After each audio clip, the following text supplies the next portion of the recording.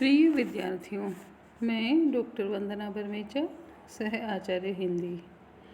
आज हम पढ़ेंगे उपसर्ग।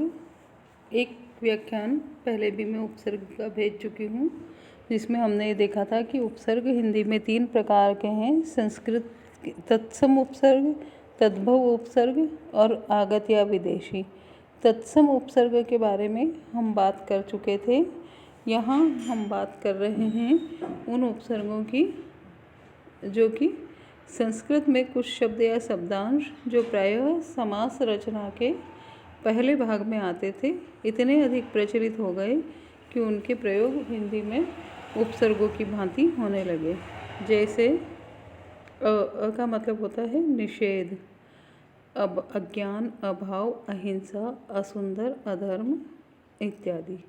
कु उपसर्ग, कु का मतलब है बुरा। कु उपसर्ग जहाँ भी जुड़ेगा वहाँ यह बुरे के संदर्भ में अर्थ देगा। जैसे कुकर्म, कुयोग, कुपुत्र, कुरूप, कुपात्र, कुमति इत्यादि। फिर हम देखते हैं सु उपसर्ग, सुपुत्र, सुपात्र, सुमति इत्यादि। यहाँ सु का अर्थ है अच्छा, तो कु और सु एक दूसरे के विरोधी उपसर्ग हो गए हैं। सत, सत माने अच्छा, जैसे कि सत से बनने वाले शब्द हैं सत्पुरुष, सत्कर्म, सद्गति, सदाचार, सज्जन। स या सा, इसका अर्थ होता है साथ ऑब्लिक सहित। सादर, साग्रह, सायास, इनसे बनने वाले शब्द हैं। इसी तरह से पुनर या पुनः जो उपसर्ग है उससे बनने वाले शब्द हैं। एक मिनट। तो इसी तरह से आगे उपसर्ग है, जैसे स्व, स्व का मतलब है अपना, स्वचालित, स्वदेश, स्वराज्य, स्वतंत्र इत्यादि इससे बनने वाले शब्द हैं। इसी तरह से स्वयं उपसर्ग से भी हम शब्द बना सकते हैं: स्वयं सेवक, स्वयंवर, स्वयं चालित, स्वयं पाठी इत्यादि। बंशी। इसी प्रकार से पूरा उपसर्ग, इससे बनने वाले शब्द हैं पुरातत्व, पुरातन, पुरावृत्त इत्यादि। पूरा का अर्थ यहाँ है पुराना, पहला। इसी प्रकार से प्राग, चिर, सह और सम उपसर्ग भी हैं और इनसे बनने वाले शब्द हैं प्राग से प्रागैतिहासिक, प्राकथन, प्रागवैदिक, चिर से चिरस्थायी, चिरजीवी, चिरकाल, सह से साथ, सहपाठी, सहमति, सहकारी और सम से बराबर। यानी जैसे हम लिखते हैं ना समकोण, समकालीन, इसका मतलब सारे कोण बराबर, इस तरह से। अब आगे हम देखेंगे तत्सव से बनने वाले तद्भव जो उपसर्ग हैं उनसे बनने वाले शब्दों के बारे में हम जानेंगे।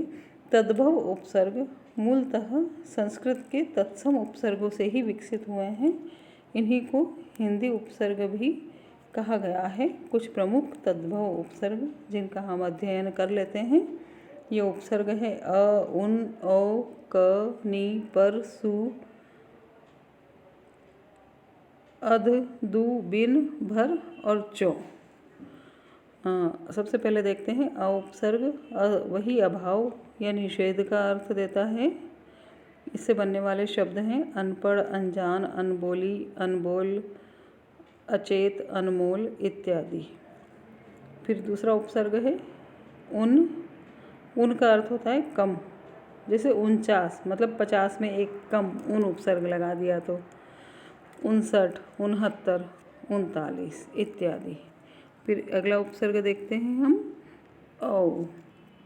औ का मतलब होता है हीन, अवगुण मतलब कम गुण होना, बुरे गुण होना। अवघट, अवतार। क उपसर्ग से बनने वाले शब्द हैं कपूत, कुचाल, कुढंग, कुसंगति।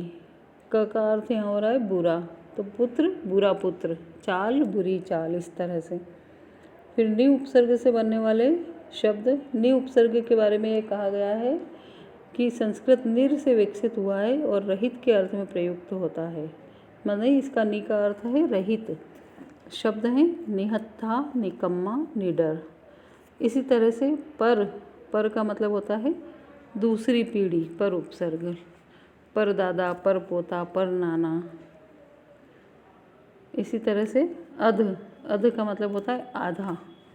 अध उपसर्ग लगाने से शब्द बनने वाले शब्द हैं अध जला, अध पका, अध मरा, अध कचरा। बिन उपसर्ग, बिन से बनने वाले शब्द हैं बिन ब्याही, बिन जाने, बिन खाए, बिन मांगे।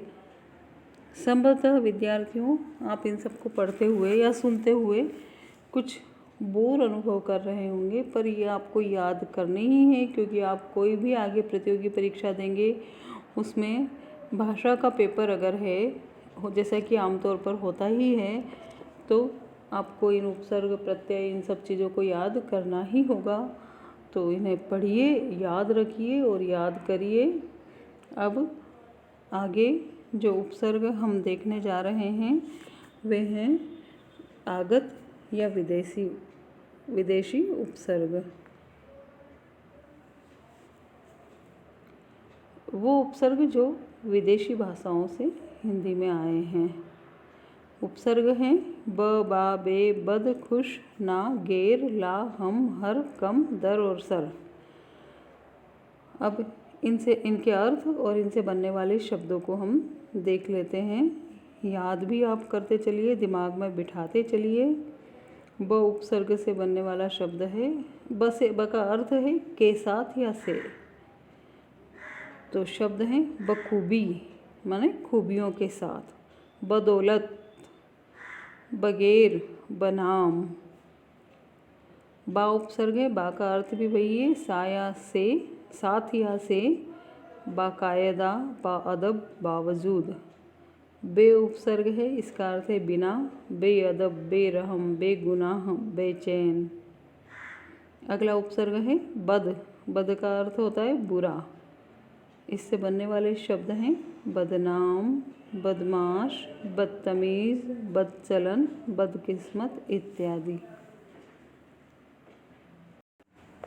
इसी प्रकार से हम अगला उपसर्ग देखते हैं खुश। खुश माने अच्छा, खुशबू, खुश किस्मत, खुशहाल, खुश नसीब, खुश मिजाज इत्यादि। आगत उपसर्गों में अगला है ना। ना का अर्थ होता है अभाव। यहाँ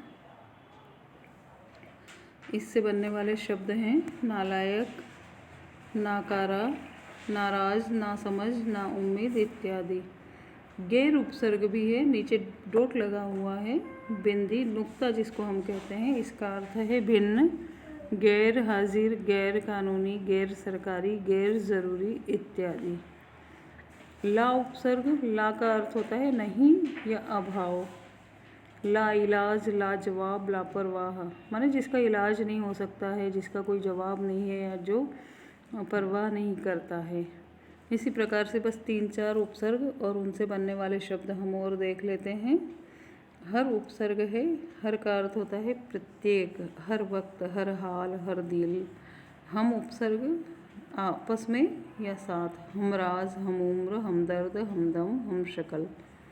दर, दर उपसर्ग इसका अर्थ होता है मैं, दरगुजर, दरअसल, दरमियान, दरकार इत्यादि इससे बनने वाले शब्द है। चूँकि ये उपसर्ग भी विदेशी हैं तो इनसे बनने वाले शब्द भी वही हैं। जैसे उपसर्ग होंगे वो उसी अपने शब्द के साथ लगेंगे। जैसे तत्सम उपसर्ग है या तद्भव है या विदेशी उपसर्ग है तो वो विदेशी शब्दों के साथ ही लगेंगे। जैसे सर, सर का अर्थ होता है मुख्य, तो सरपंच, सरताज इत्यादि। अब उपसर्गों के आधार पर जब शब्द निर्माण होता है तो उसके कुछ प्रमुख बिंदु या कुछ प्रमुख बातें होती है, उनको हमें ध्यान रख लेना चाहिए। जैसे कि अभी अभी मैंने आपको कहा कि जिस प्रकार का शब्द है उसी प्रकार का उपसर्ग उस शब्द के साथ लगता है, अर्थात तत्सम के साथ तत्सम उपसर्ग, तद्भव के साथ तद्भव और विदेशी के साथ विदेशी।